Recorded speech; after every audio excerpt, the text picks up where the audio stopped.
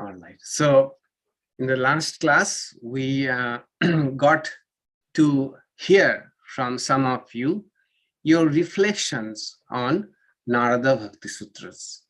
And it was wonderful to hear from you your heartfelt reflections and appreciation for the text as well as for the class.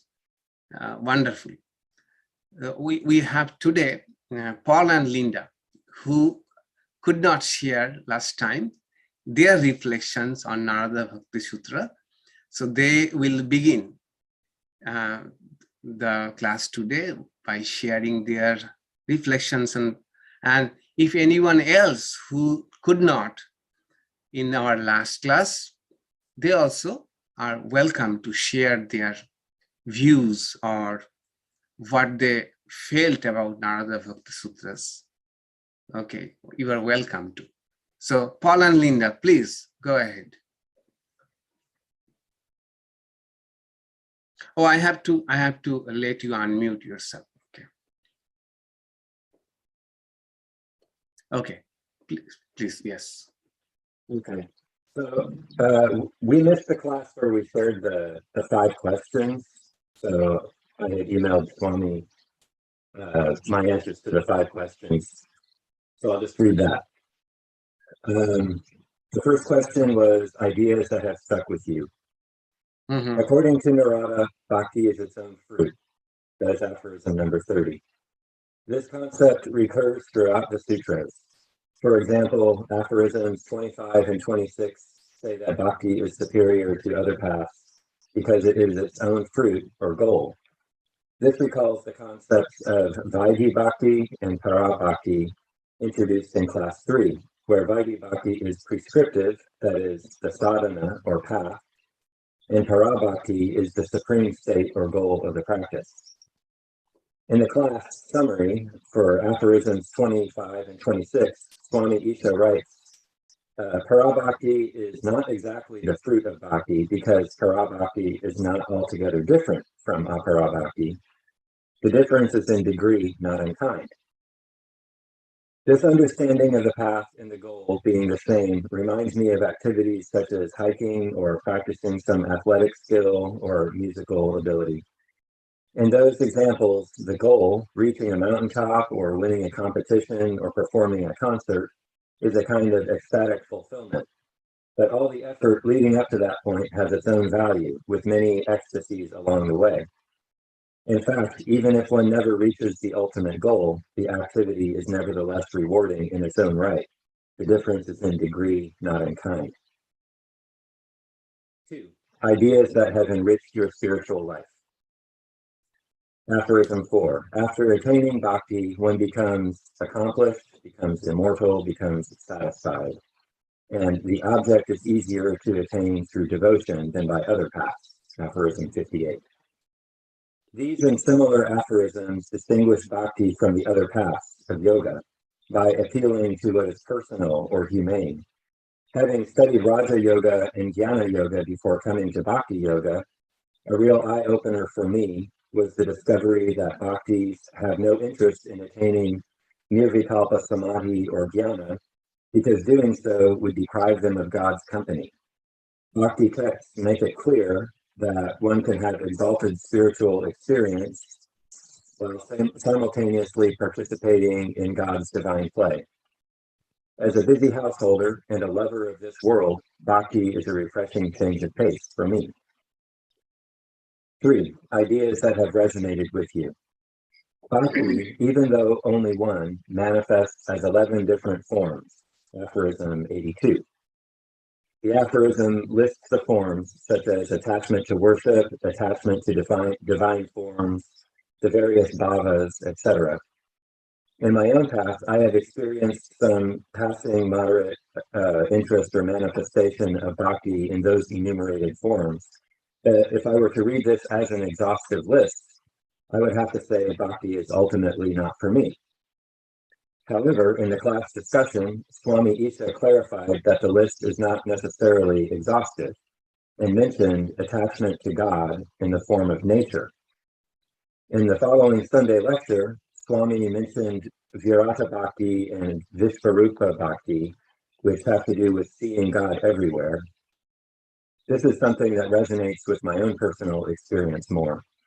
Understanding Bhakti in this light, I'm inspired to explore ways of adapting Bhakti methods to my interactions with the natural world. A mundane example is building a compost pile as a kind of yajna or sacrifice to Mother Earth, with full devotional intention behind the act. 4. Ideas that you have found practical. Aphorism 77. Having been freed from pleasure, pain, desire, personal gain, etc., one should not waste even half a moment of available time. Life is short, householders are busy, and time is a commodity money can't buy. But as a practical matter, we can give ourselves more disposable time by cutting down on time wasters like television, social media, compulsive worrying, and keeping up with the Joneses.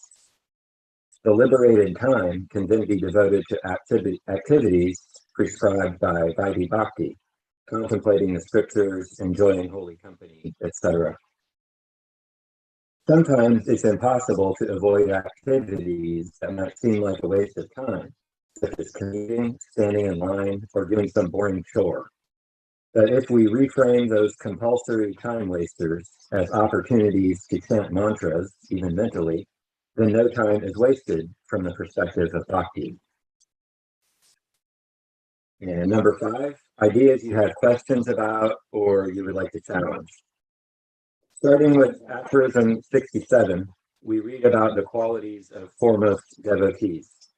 Among them are indifference to distinctions based on birth, lineage, or occupation, and refraining from debate. We also read in aphorism 78 that nonviolence should be upheld. Taken together, these seem to describe an overall aloofness from confrontation and worldly struggle. My question or challenge has to do with sincere worshippers who might also be considered dharmic warriors. Arjuna is a classic example. We might also consider Gandhi or Martin Luther King, who both rejected violence but had a keen understanding on the distinctions between oppressor and oppressed based on lineage or race. Or what about a humble anonymous worker keenly aware of the indignity of low wages and miserable working conditions who leads a movement against the fat cat bosses? We might also consider a soldier who takes up arms to defend his countrymen from a genocidal invader. Are they all necessarily excluded from the higher states of Bhakti Yoga? Joan of Arc was both a warrior and an ecstatic mystic. Obviously, there is a slippery slope argument, a possibility that engaging in dharmic struggle could lead to hero worship, fanaticism, dehumanization of the enemy, and cruelty. On the other hand, just because the slope is slippery doesn't mean one is doomed to fall. And interesting, after I wrote this and sent it to you, Swami, in last Sunday's lecture, you actually touched upon that last subject a bit as well. I don't know if you remember that, but yeah, but please share your take on that too.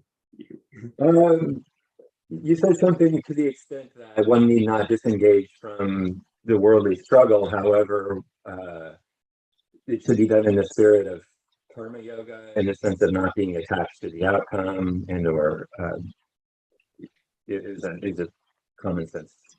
Yeah, or not agitating the inner self so much. Yes. Yes. Yeah, I mean, yeah, we can still engage in good work or even take part in some movement, but even not agitating our inner self. That was the point. That was the point. Yeah. Yes. Yeah, I took that. Yes. Thank you. Thank you, Paul. Linda, your take. Yes. Okay, first I want to thank you for this class. It's been really wonderful, and with everyone else too, all the sharing and everything that we've done. I'm happy to share what I wrote to you last week with the class now. I'm just going to read the email that I sent you. So this is my reflection. After reflecting upon the past classes and discussions about Narada Bhakti Sutras, I have discovered a truth within myself that has been present since my earliest days of walking the spiritual path. I was reminded of this truth in aphorism 78. There is a mantra that I learned many years ago and repeat as often as I can remember, whether that may be in good times or bad times. And it has kept me in line and on the middle path when everything around me seems to be chaotic and or peaceful. This mantra, or metta prayer, as I like to call it, is a version of the Metta Sutra. It goes like this.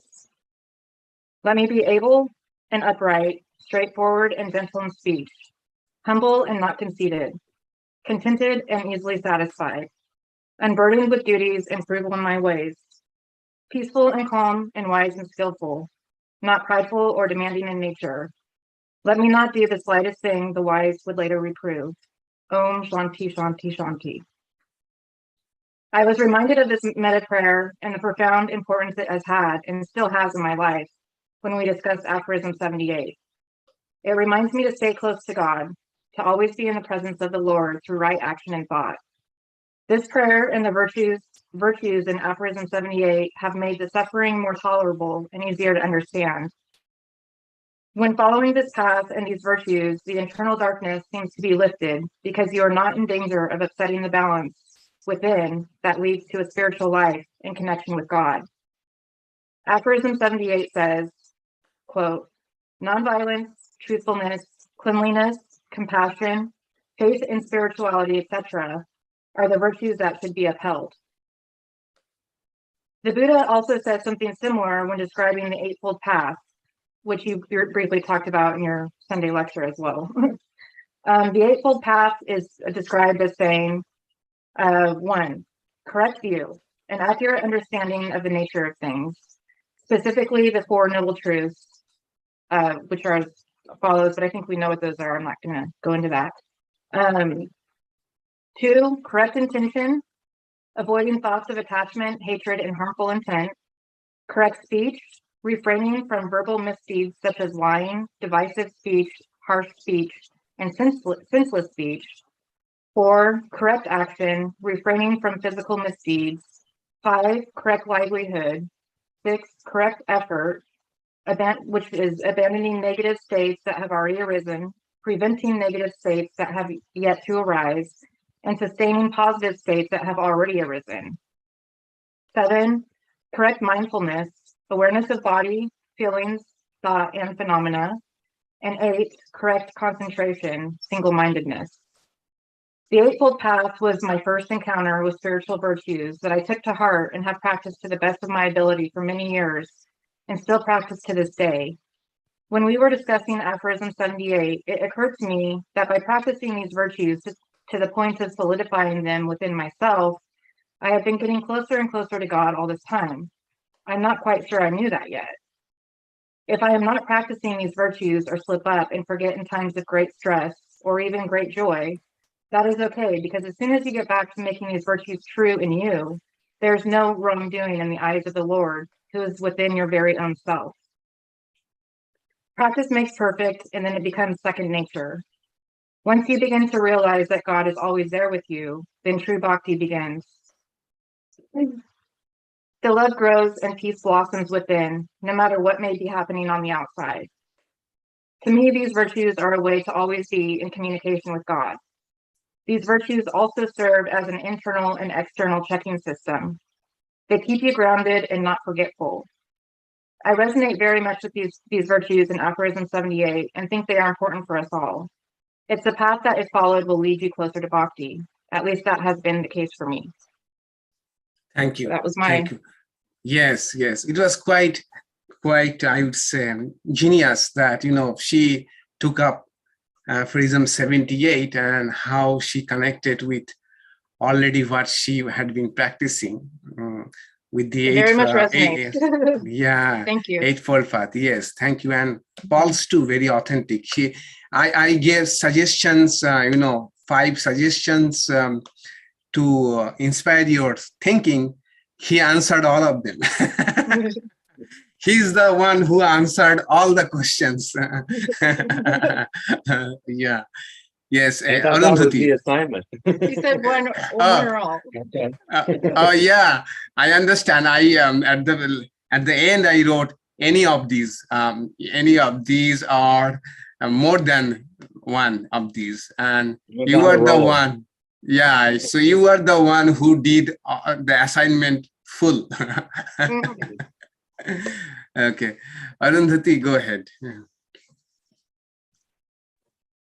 So, Maharaj, my assignment is not complete. I didn't answer all the 5, but... No. You don't have to. You don't have to. Yes. Yeah.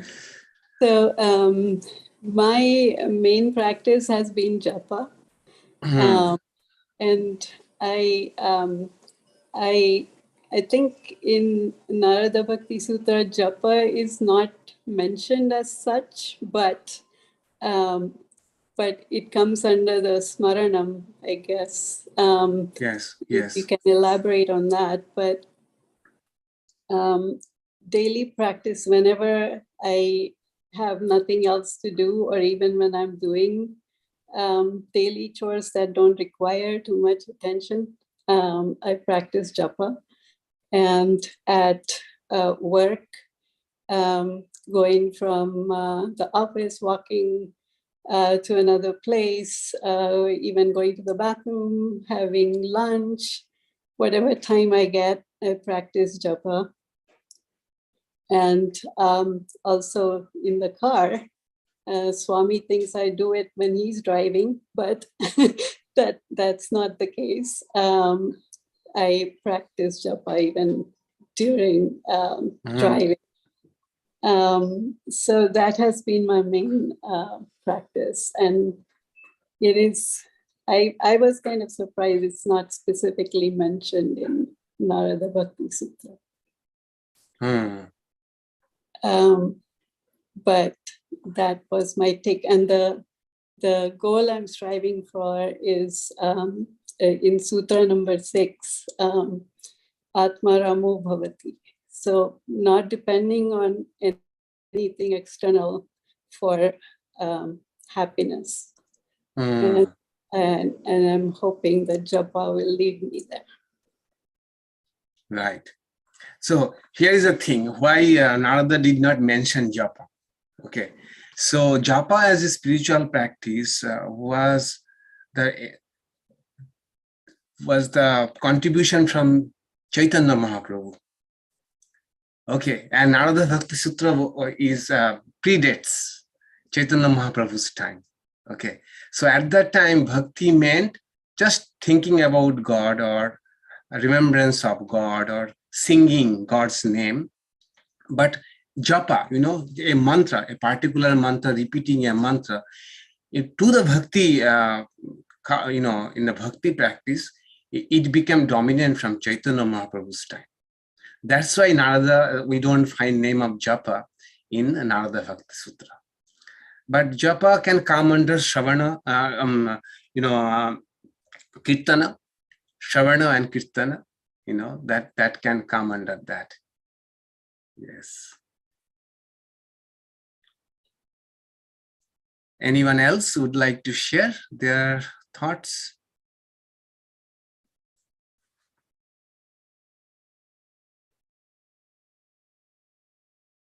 All right. Swami, Yes, I thought you were going to read some to us from your email, some additional emails that were. Exactly. It was from the emails were from Paul and Linda. Okay. So they did not know. So one of the classes they missed and they thought we had already discussed this thing. So they emailed me just before last class. So I told at that time that in next class I will read them out, but they came forward to share themselves. Okay. Thank you. Yes. All right. Thank you very much to all of you for sharing your reflections on Narada Bhakti Sutra. We came to know many things. And for example, how nicely Paul, I like that very much, how he said that from the very beginning we are trying to stress this point that bhakti is unique in this sense that it is the goal as well as the path. Okay, In other yogas, usually the goal and path differ not only in degree, but also in kind. But in bhakti, it starts with love, ends with love. Okay. Only the intensity of the love and nature of the love changes, but it's all about love. And Paul gave a nice analogy of having a hike. You may not even reach the end point, but the hike itself is so enjoyable. Actually, that was one of the points Narada made, as we shall see in the summary today, that bhakti is easier in this sense, that even if we cannot make it, we still experience its benefits, its sweetness, even from the very beginning. Okay, that's a very good thing. So we learned many things from the participants, from their reflections about Narada Bhakti Sutra. So now, what I shall do is it's a takeaways from Narada Bhakti Sutras, like the most essential things of Narada Bhakti Sutra. So a few questions which I shall ask and try to answer those questions, all based on Narada Bhakti Sutra. And what I have done is I have clubbed many aphorisms together. Okay, so you may find that I am in the same breath, I am talking about aphorism 2, aphorism 58, aphorism 48, aphorism maybe 70. So it's all arranged thematically. Okay, all right. Let's dive in. And what I shall do, I shall also send this particular takeaways by email. Okay, so you can keep it. It will be a 4-page thing. It will be, you can keep it with you. So that is the takeaways of Narada Bhakti Sutras you can refer to again and again whenever you have doubt. And also, if someone asks you what is there in Narada Bhakti Sutra, you can precisely tell this is what Narada Bhakti Sutra is. I like to think that way, that if someone has read something, they should be able to tell in essence what they have read. Okay, that proves that they have somewhat grasped what they have read. Okay, so that was my, yes, Dennis, thanks, Dennis, I will send to you. Yes, so when we studied Aparakshanubhuti, I tried to make this point too, that if someone who has not read Aparakshanubhuti and asks you what is there in Aparakshanubhuti, we should be able to tell in 5 minutes or 10 minutes, or if someone has even more time, you can even elaborate upon. So this will be the takeaways. First is what we know. We know that there is a thing called yoga. Yoga, we would like to say yoga is a technology or a tools of spirituality. There are 4 yogas. That means there are 4 ways to connect with the divine, 4 ways to make sense of the world, because these yogas are worldviews in themselves, and 4 ways to connect with others. Okay, when we connect with the divine through wisdom, we call it Jnana Yoga, the path of wisdom. When we try to connect with the divine and others through work and service, it is called Karma Yoga. When we try to connect with the divine through meditation, it is called Raja Yoga. And when we try to connect with the divine through love, it is called Bhakti Yoga. These are more or less, we may say, under these 4 yogas come almost all the spiritual paths, disciplines, traditions, more or less all of them can be brought under these 4 categories of connection with the divine. Second point is, although someone might have more inclination to one of these yogas, it is better, probably, according to Swami Vivekananda and Sri Ramakrishna, to synthesize the 4 yogas, to integrate in our own life all the 4 yogas. How to synthesize? It means that utilize the tools or technologies of other yogas to one's own spiritual goal. For example, the example I gave at the time of the class, suppose someone's spiritual discipline is to love Jesus. Okay, so definitely it is Bhakti Yoga. So how that person can take help from the other yogas, the tools of other yogas. So Jnana Yoga tool is, doing an inquiry, doing vichar, a philosophical inquiry into the nature of things. So such a person can do, Jesus as divine essence alone is permanent. All things are changing. So this is what Jnana Yogis try to do. What is permanent in this changing world? So this we can take from the Jnana Yogis, their way of deciding what is permanent, what is changing. This inquiry, this technology of inquiry, a devotee of Jesus can take from the Jnana Yogis. Then from the Raja Yogis, one can take their technology of meditation on Jesus, contemplation on Jesus. So we are now here using Raja Yoga. Although we are not pursuing the goal of Raja Yoga per se, but we are utilizing their technology.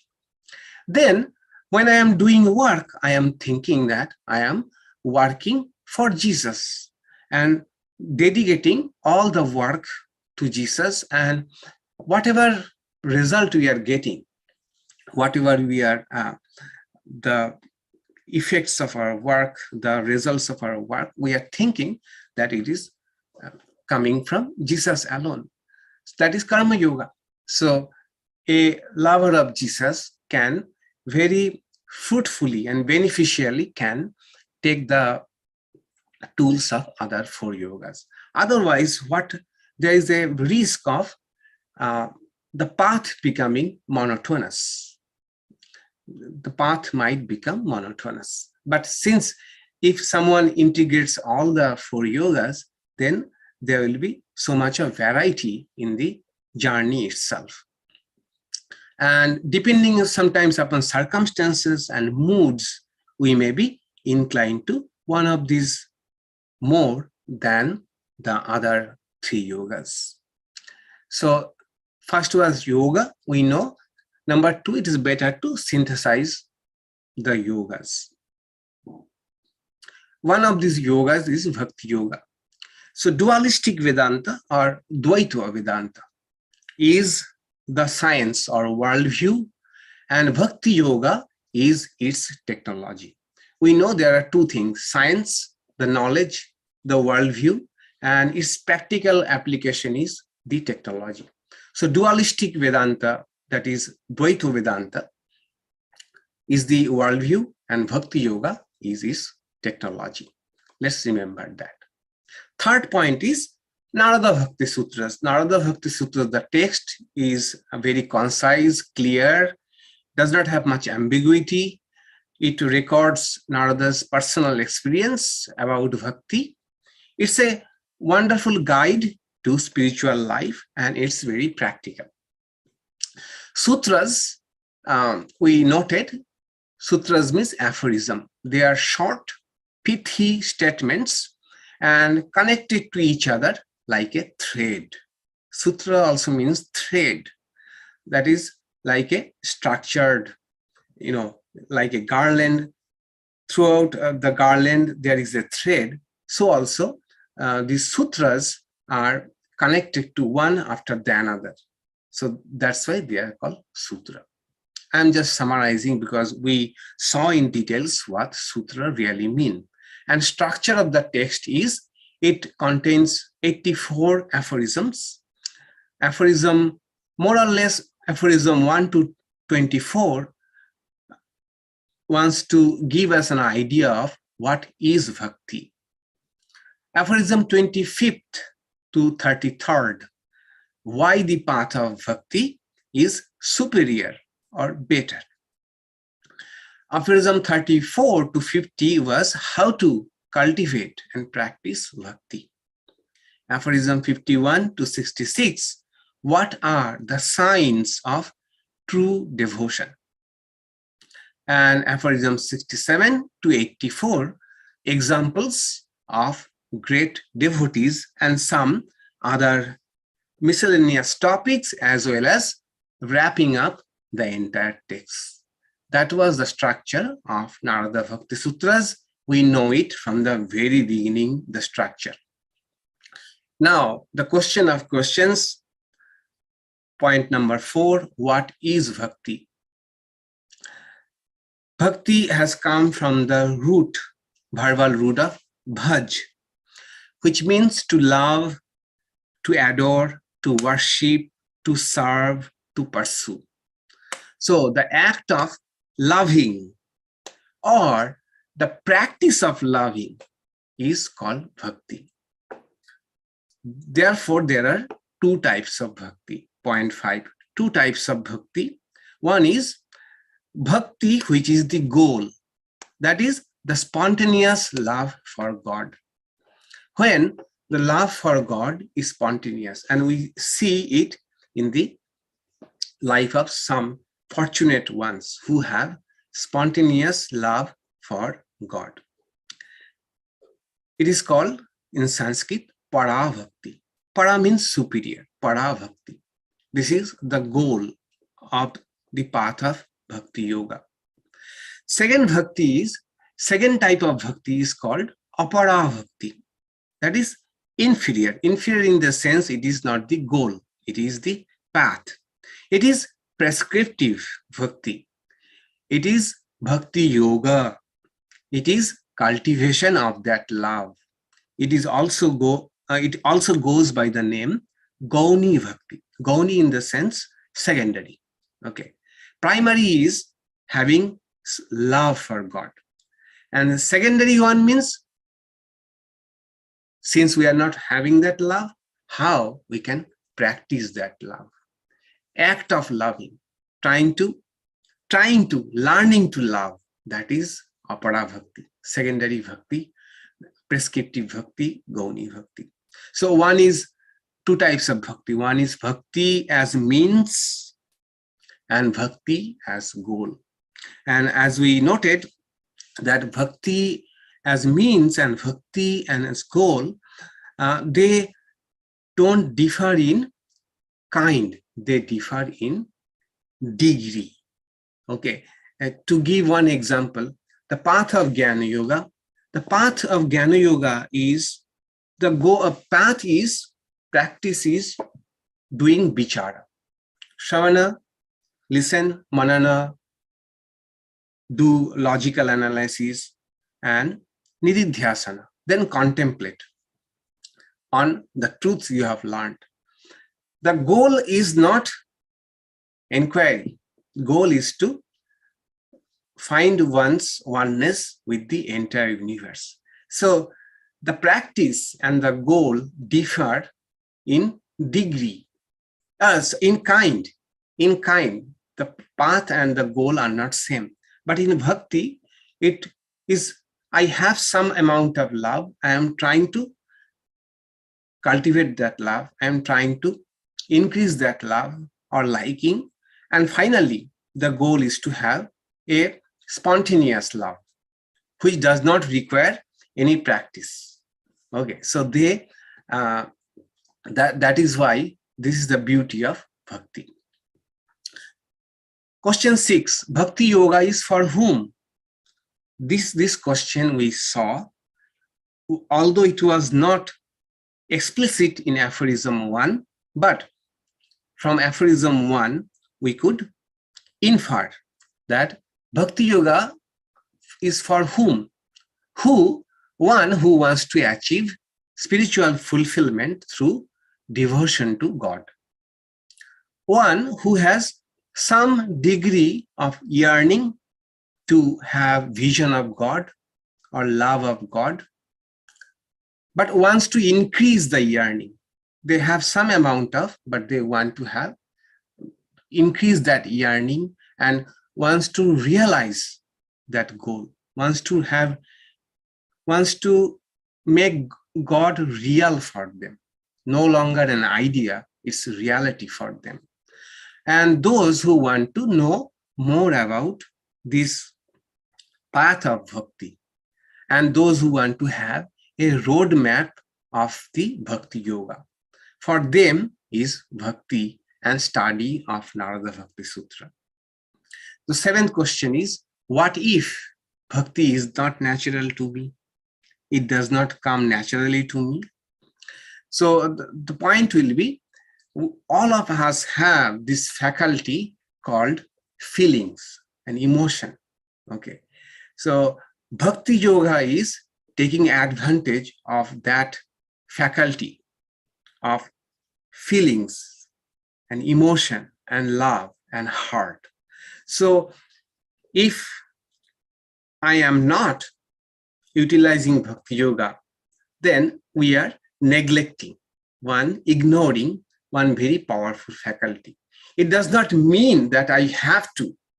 It only means that there is a wonderful faculty called feeling and heart and love, which we are not utilizing for the highest goal of realizing that ultimate reality.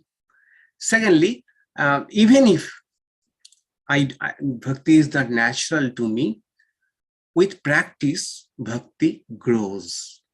And that is the whole point of bhakti yoga, that how with some practices, one can grow in divine love. I love very much what Swami Ashokânanda ji of San Francisco used to say, that devotion and yearning can be imposed, artificially imposed. For example, when we are, say, meditating on a divine form, so naturally, suppose I am not feeling drawn to that form, that particular form of God, but for the time being, we may, behave or think that we have yearning. We have, as it were, we have yearning. Okay, so it would sound probably bad, but point is, fake it until you make it. It can be really faked until we can make it. And it's not a wrong faking. Okay, it's not a wrong faking. Those who could fake it, they really could make it, and they never regretted faking it. Okay, so one can impose yearning and devotion on themselves. Okay, now the question is, what is Parabhakti? Aphorism 2, 3, 51, 52, 54. At the outset, we see that Parabhakti is actually ineffable, cannot be expressed in words. But still, to give us an idea of this ineffable nature, love, Narada gave us some description. It is an ecstatic love, which is undecaying. Other loves that we know, they have ups and downs, but this Parabhakti, the spontaneous love for God, is undecaying.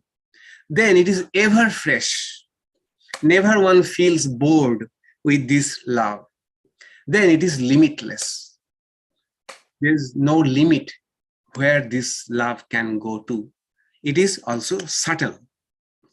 Subtle in the sense that its effect remains at the back of our mind, as it were, just like as I gave an example that a very good quality incense or very good quality perfume, they are usually subtle. but they linger on in our mind or in the atmosphere or in the ambience. Such is the nature of bhakti. It may not be always so easy to express, or cannot be probably felt so easily by others, but one who is experiencing it in their whole being, in personality, at the depth of their personality, core of their personality, this divine love remains subtly present all the time. In that sense, it is subtle, and it is anubhava rupa. It is only can be experienced. Only the experiencer know what it is. That is what Parabhakti is. Number 9, what is the promise of Parabhakti? What we shall attain? Aphorism 4, 5, 6, and 55. So Narada says at the very beginning, having attained Parabhakti, one becomes illumined. He used the word Siddha. Illumined, that is, one has who reached the goal. One who is sure that there is nothing more for me to achieve. Then one becomes immortal. Immortal not in the sense of physically, but one becomes immortal in the sense of that this love that I have for God will always remain. It will be eternal. In that sense, it is immortal. Or one has conquered the fear of death. In that sense, immortal. And one feels fulfilled, content. After having that kind of parabhakti love, one does not want anything else. That is, one does not feel anything more is so attractive anymore, does not lament for anything, does not hate anybody, and becomes even-minded. Then one becomes intoxicated. The example I gave was like a bee.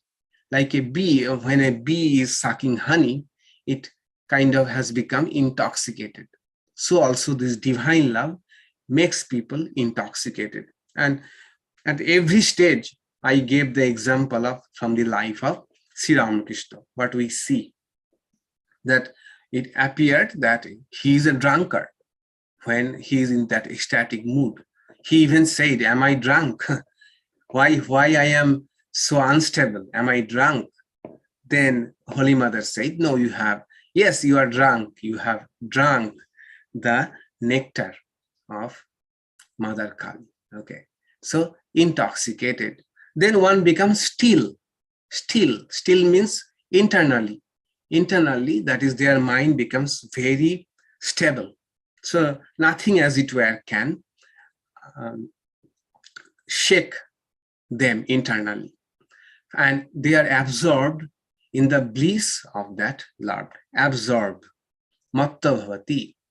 And after having this kind of love, when this kind of love kindles into the heart, one wants to hear, speak, and think only about God. Such is the promise of Parabhakti. Number 10, examples of such devotees. Aphorism 21, 67. So those who have, those fortunate ones who have had such love for God, they are called Mukhya Bhakta, chief devotees. They have reached their spiritual goal and they enjoy the bliss of divine love.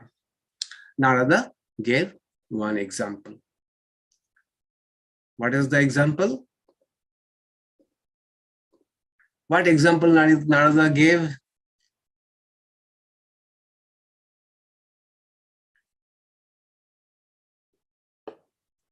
Yeah, you can. I think you can unmute yourself.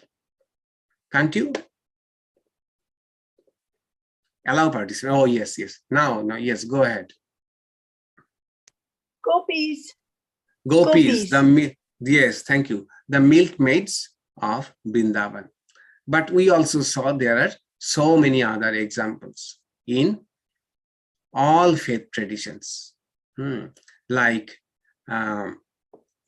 Saint Teresa of Avila, Saint John of the Cross, Saint Paul, Saint Francis, Mirabai, Kabir, Rumi, Sri Chaitanya, Sri Ramakrishna.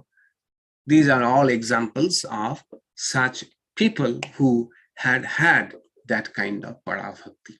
So that is indeed, yes, it is difficult. We don't know whether we can have it, but there are examples of such people who really can have that kind of bhakti.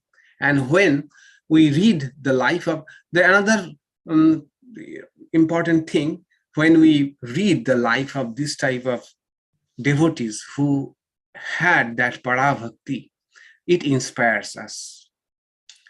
It inspires us in our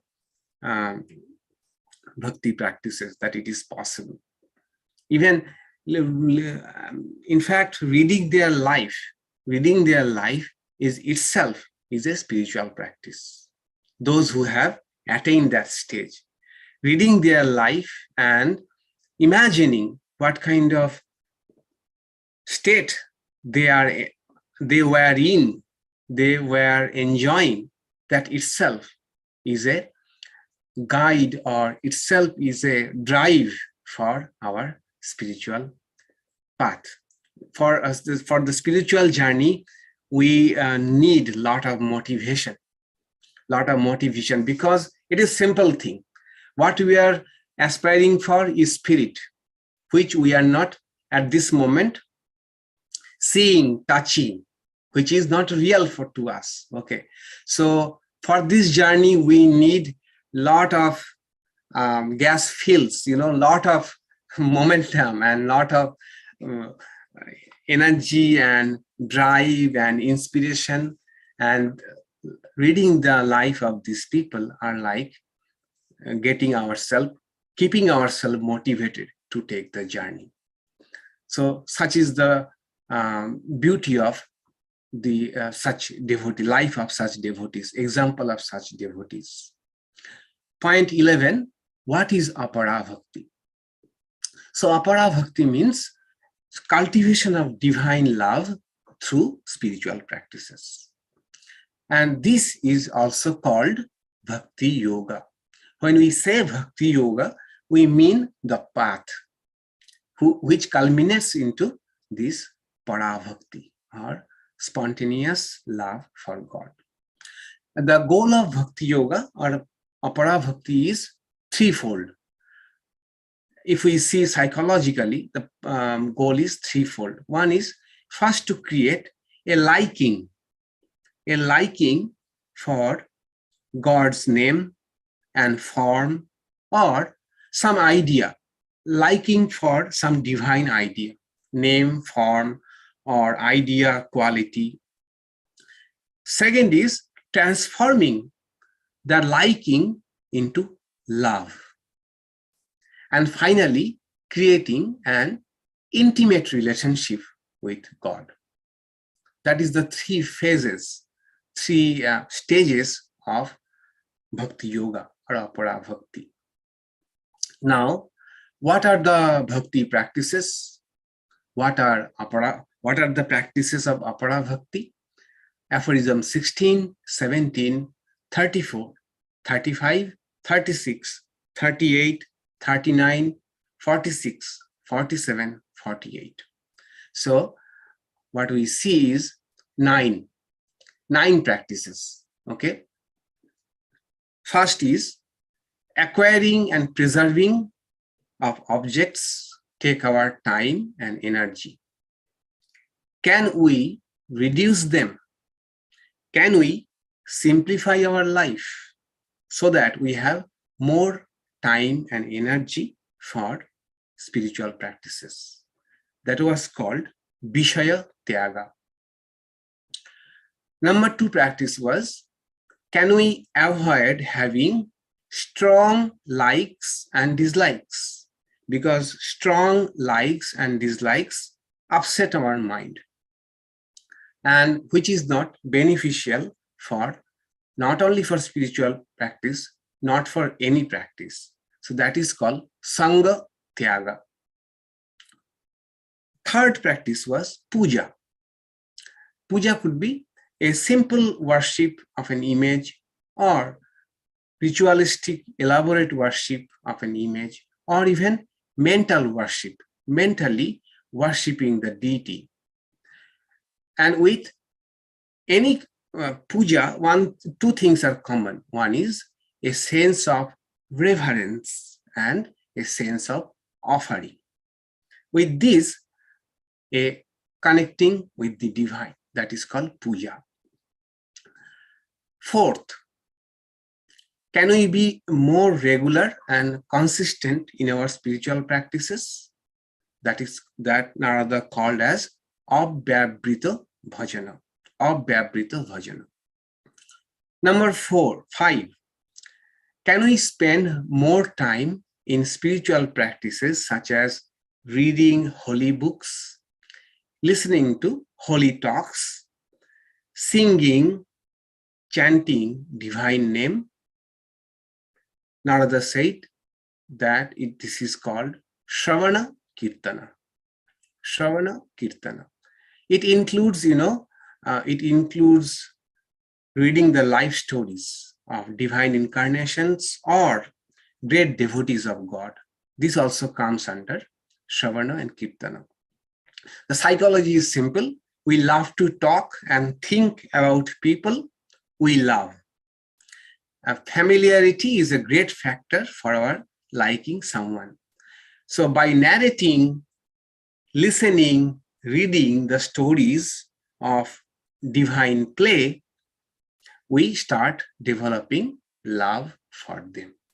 So that is the value of Shravana and Kirtana. Sixth one is, can we once in a while dedicate our time entirely for spiritual practice in solitude, such as taking retreat? Narada called it Vivikta Sthanam Sevanam. That is literally meaning serving a solitary place. That is, loving being in a solitary place for some time, where we are totally dedicating our time to thoughts related to the divine or elevated thoughts. Seventh practice was, can we accept the consequences of our actions with serenity, in an attitude of gift from God? That was called Karma Phala Tyaga.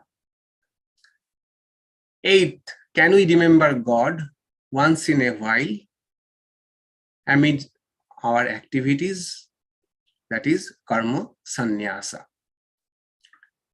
And finally, can we get more association of holy people, or a spiritual community, or company of holy books? That is Mahat Sevanam. Mahat Sevanam. So among all these, Narada said, holy company, association with devotees, other devotees, is the most efficacious for cultivation of bhakti. And as we noted, that the Mahat, holy company, don't have to be association of realized people. It could mean anybody who is, say, advanced to me, or maybe in the same page with me, those who have same spiritual goal. That is called company of those people are called holy company, holy association. Its effect, Narada said, is imperceptible. The effect of holy company is, first, cannot be understood easily, but infallible. They are bound to have their effect on our life, on our bhakti life, on our bhakti path. So Narada says that is the most important one. I would add to all these practices any other creative way. any other creative way of connecting with the divine. These are the spiritual practices, apara bhakti. Then point 12, there are some supporting practices which we may call ethical life. Aphorism 78, which Linda alluded to. So why the supporting practices needed? First of all the supporting practices are meant to give tranquility and one-pointedness of mind.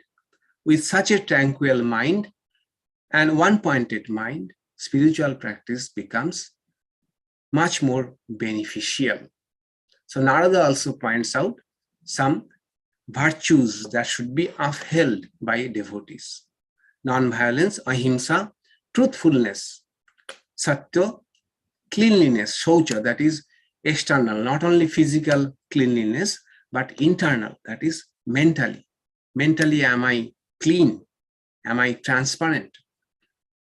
That is, then compassion for others, daya, and the astikya, that is faith in spirituality, faith in spiritual literature, faith on those who had realized God in their life. That is called faith, shraddha, astikya, buddhi. These are the supporting practices. Point 13 is why bhakti is easier than other paths. Aphorism 58, 59, and 60. Because bhakti is its own proof. The bhakta directly experiences of their growing love for the divine as they undertake the path.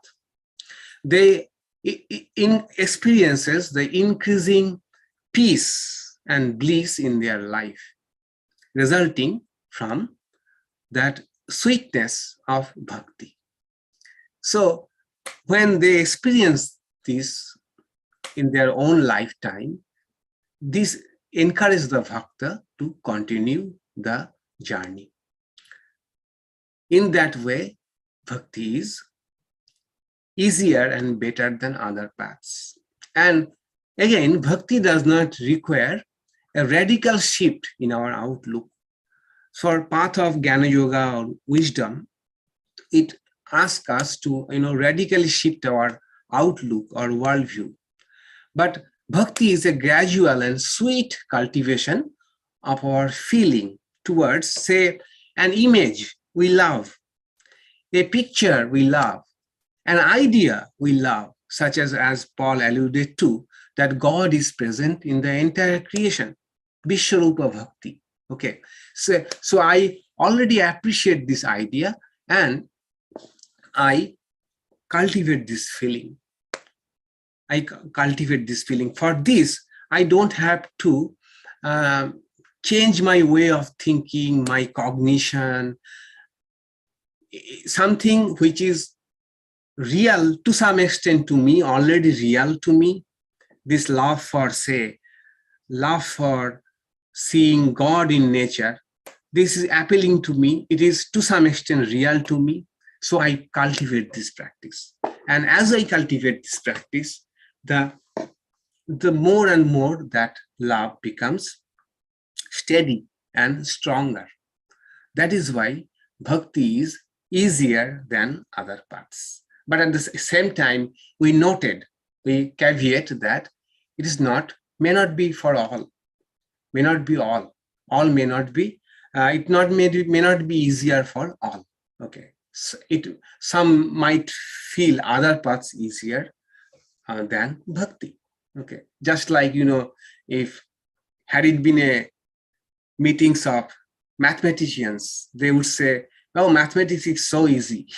Mathematics is so easy than many other things. So it is, as mathematics is not easy or lovable, enjoyable for all, so bhakti is not, we cannot say that it is really easy and enjoyable for all. But again, at the same time, for most probably, bhakti is an easier path, because It does not require like wisdom or Jnana Yoga. We can take the example where we need to altogether change our metaphysics, change our outlook about who we are.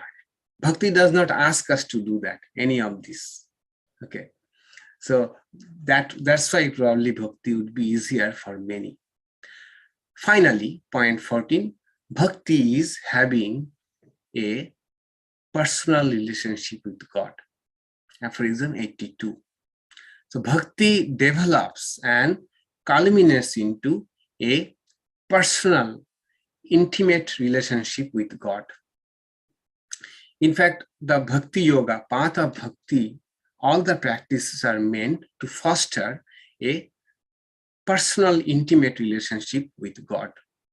And the relationships could take different forms, such as master-servant relationship, friendship, parent-child relationship, or even thinking God, imagining God as one's spouse, relationship between spouses. So Narada gave a lot of examples. We said the list is not exhaustive, but the point is having a minus in Bhakti, my sense of belonging, that I have a personal relationship with the divine. This is the crux of Bhakti Yoga. Finally, 15th, question 15, what if I find it difficult to form a personal relationship with God? For them, there is one bhava and particular attitude called Shanta Bhava, the peaceful attitude, which is synthesis of wisdom and devotion. Shanta Bhava, in Shanta Bhava, it is not so much of relationship, is not so much intensely emotional. And this type of devotees don't exhibit much of emotions. They love God, worship God, but know that we are worshipping that non-dual Brahman and Atman in this particular form. Okay, so they, for them, it is a great practice could be to think God as the witness who is within. All of us know that there is a witness. There is something which is witnessing whatever we are doing. Okay, so for Shanta Bhava devotees, in Shanta Bhava attitude, it will be great to think that the witness that is within me, that is always with me, that is recording whatever is going on in my mind, in mood, in my thoughts. There is a witness who is looking all those things. That is God. Okay, that may not be a personal form, a God with form, but God as witness. That is Shanta Bhava. And here meets wisdom and devotion. Shanta Bhava is where meets the path of Jnana Yoga and path of Bhakti Yoga. And also, it is a very good start for those who are not naturally have bhakti, naturally are not inclined to Bhakti Yoga. It's a very good way to start, that nobody can deny there is a witness. Nobody can deny there is witness within us, consciousness within us. So that consciousness, that Brahman, that Atman is, I may think of God. Or if I like, I may think, say, Jesus is watching me as witness. Okay, Jesus is watching me as a witness. That is Shanta Bhava. And Sri Ramakrishna used to recommend it to many. He says that this jnana coupled with bhakti is very good thing for this present age, where people are more skeptical about the existence of God. Okay, so jnana mixed with bhakti is very potent for the modern time. That is what he recommended to many. And also, it strikes a balance between emotionalism. Only bhakti can make one very emotional, sentimental. Okay. And only jnana or wisdom can make someone very dry, intellectual. So bhakti and jnana can be balanced. So sweetness and this dryness or intellectualism that remain in balance in this practice of shanta bhava, peaceful attitude towards God. So that's the takeaways, 15 takeaways of Narada Bhakti Sutra, according to me. Okay, I believe we have covered the essential points, but generalizing is so difficult because there are many aphorisms which were so profound in meaning, and we could not accommodate in our takeaways. But in general, this is what Narada Bhakti Sutra. And I shall share this note with you in email and try to go back to it often. Okay, any question about anything? Feel free to ask.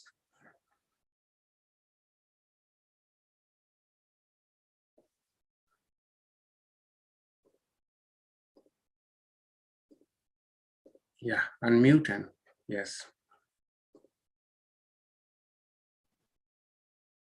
So Maharaj, since all the different paths lead to the same goal, if one reaches the goal by, let's say, jnana, does he automatically develop parabhakti?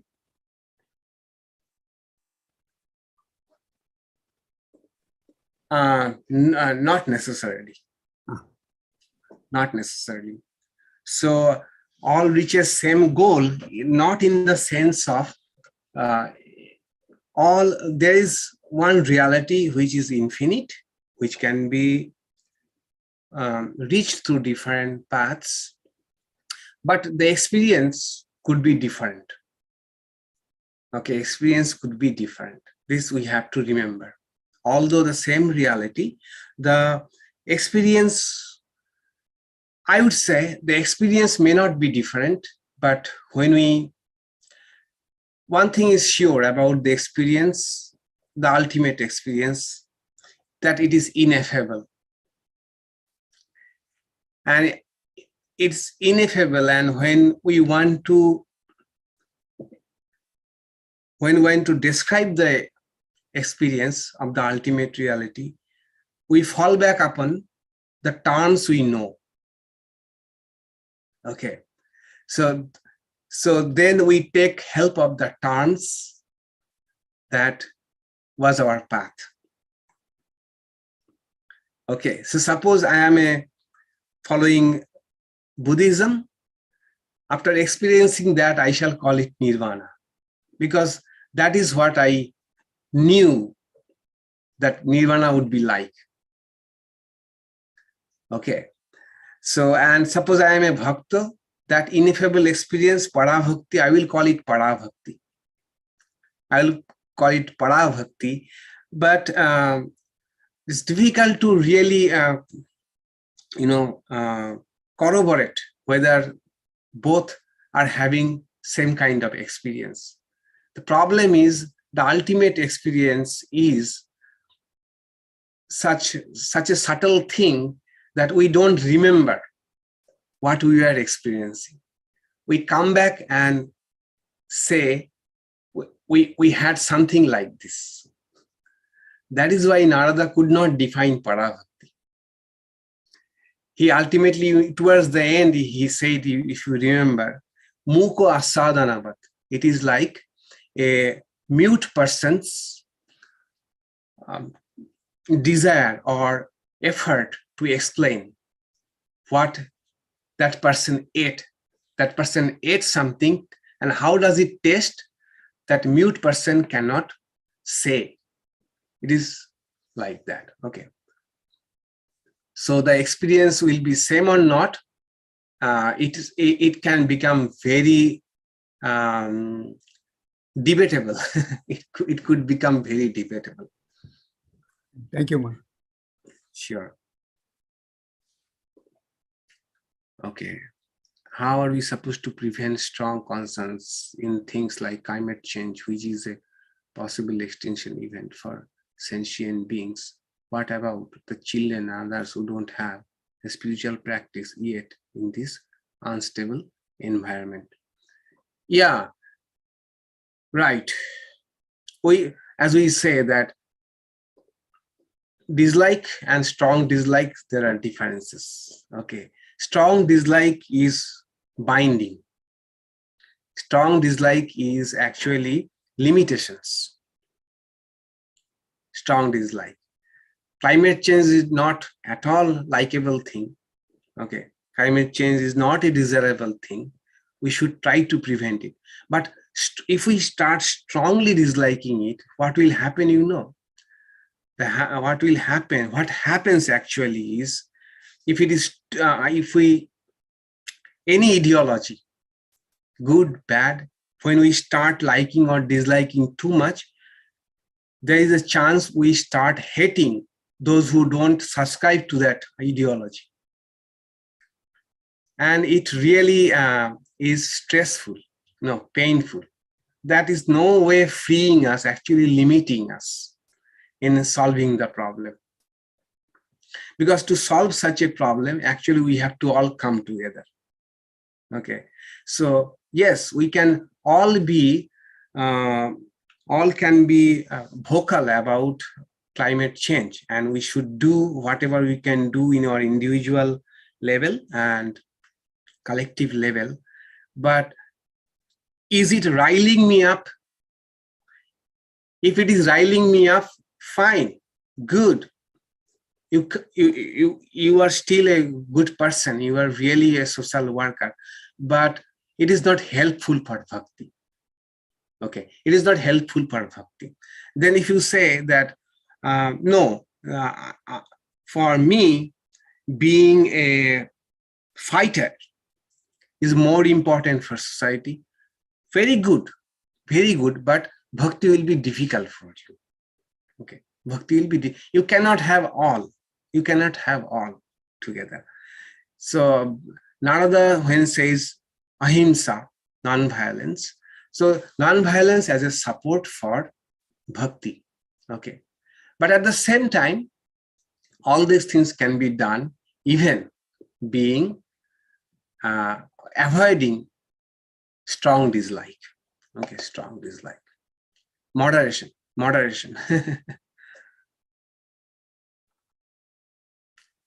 Counterproductive. How are we supposed to, okay, Maharaj, can you comment on Baba Loknath? He was a spiritual. Baba Loknath, I heard he was a great master and yogi, but I don't know much about him, so I cannot. Okay, good. All right, very good. Okay, one announcement. We shall start Isha Upanishad. So not on next Friday. Okay, we shall take one Friday break. Okay, so next Friday, we shall begin with Isha Upanishad. Okay. All right, and we have time for guided meditation. What do you think? Should we do the guided meditation at 7:20?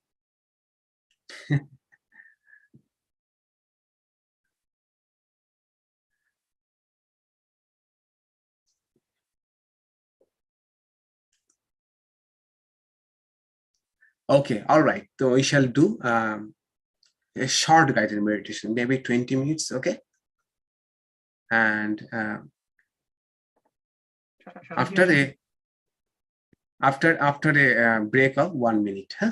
Okay, please. Very quick question. For the next class. Huh. Oh, okay. Hold on. Yes. Go ahead, Manish Babu.